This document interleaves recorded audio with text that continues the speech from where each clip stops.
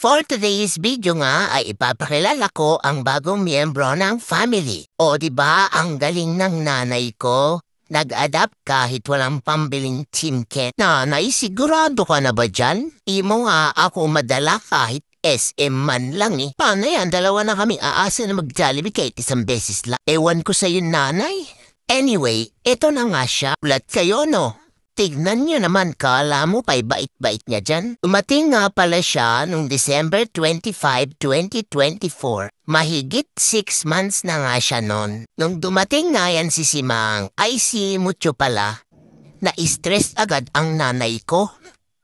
Paano? Panaingat-ngat siya. Kung ano na lang ang makita, ngangat-ngatin niya. Mabatsinelas, damit at walis tambo. Inanaawa sa walis tambo ni nanay, bungi-bungi na nga. Tinitipid nga niya yun kasi alam niya naman, walang pambili yan. Kainad na matos si Mang na to, kaya ay ang buhay. Buti na lang hindi ka na mukhang aswang dito. Very good ka dyan nanay.